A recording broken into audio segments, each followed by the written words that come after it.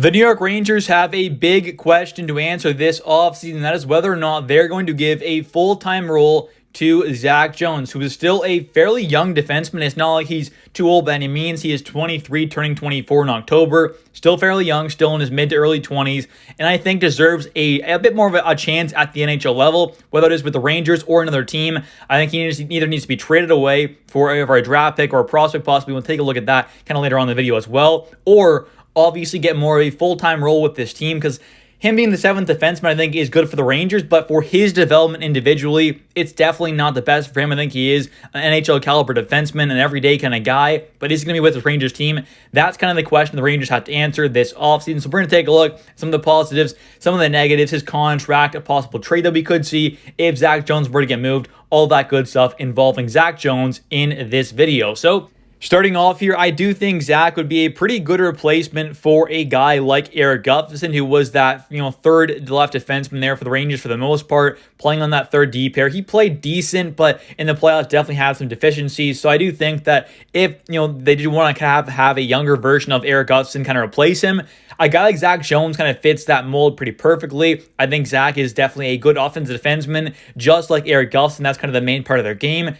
They're both very solid puck movers, getting that outlet pass done. They're both, pretty good overall passers, which is a need for this team, especially on that third D pair. If you're not going to be some shutdown defenseman, you got to be a good kind of offensive guy, but also have some pretty solid puck moving skills, which both these guys definitely do. And that's kind of why I do think they would be a pretty seamless fit there, because a guy like Erik Gustafsson, he's a pretty solid defenseman. If he were to come back, I wouldn't hate that, but I definitely wouldn't love that, as I think Gus, he obviously is a solid defenseman, but I think it's time to move on from him. He was making about league minimum. He's probably going to get a little bit of a pay raise, nothing too insane there, but he had an all right season. I'm sure he's going to get paid more than what he got this past season, which was about league minimum. So obviously, a guy like Zac, who's making about $812,000 this season, would be a very cheap replacement for Gus, who, like I said, I think it's time to move on from him. He's getting older, he's about 32 now.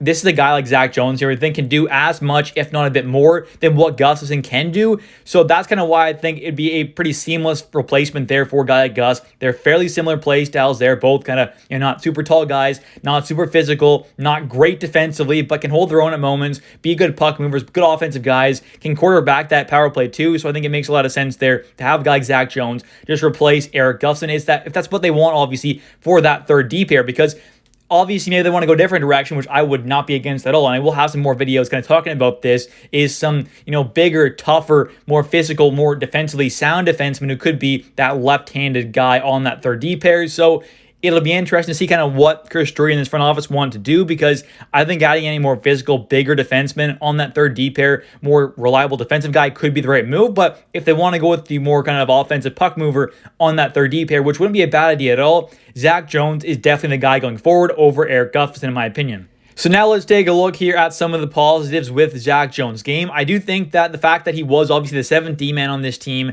he was off for a while there, then we could, put back into the lineup when injuries would happen, whatever it was. I think he did a pretty good job of that, because when you're obviously sitting for a long time, you come in a little rusty sometimes, but I think he did a pretty good overall job of, not looking too rusty out there after sitting for a while and not getting any actual game time. I think he did a pretty good job of that, which was quite nice. He also is, like I said, a very solid offensive defenseman. We'll take a look at the stats in a bit, but very good offensively, can quarterback that power play too, which is very important. He's also a very good puck mover. I would say maybe a bit better offensively and in puck moving wise than a guy like Erik Gustafsson, honestly. I think that wouldn't be too crazy of a thing to say. He's also got some pretty good speed there as well, and some good hands. And just by watching some of these clips here, you can see him use his speed to his advantage, which is a very important thing. He likes to jump into the rush and kind of help out offensively, which is good when you have his kind of offensive IQ, his skill, his hands, his pretty accurate shot. Not a powerful shot, but a pretty accurate one. Good passer, obviously. Very smart offensive player, in my opinion, and he uses his speed very, very well. Overall, though, I think he'd be a great guy to replace Erik Gustafsson. I mean, he would be also a pretty great number 7 defenseman once again, but that would kind of suck for Zac, who would be a guy who didn't have too many games played last year, played less than half the season.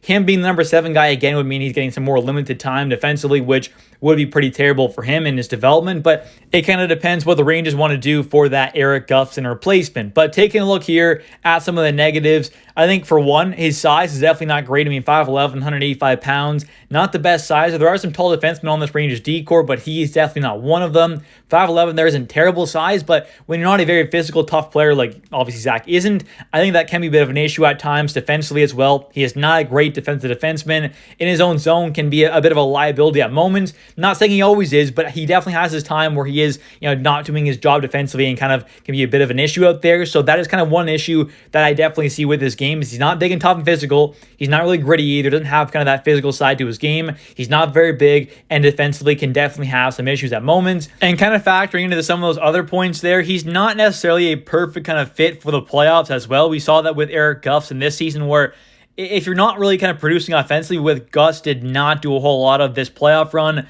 I think he can be kind of a moot point out there, not really doing a whole lot for this team because he's not great defensively. And yes, you want that puck mover back there, but ideally, you have a kind of big physical guy who can also move the puck quite well on that back end, especially on the third D pair. Come playoff time, you want more of a kind of reliable defensive guy who's pretty physical, who also can move the puck quite well, which Zac Jones can move the puck quite well, but doesn't have that physical, big, tough side to his game, and definitely not a phenomenal defensive defenseman. Now taking a look at his stats here offensively, this past season ended up having 31 games played, 2 goals, 7 assists for 9 total points, ended up averaging about 14 minutes and 38 seconds per night, had 23 blocks, 22 hits, 15 takeaways, 8 giveaways.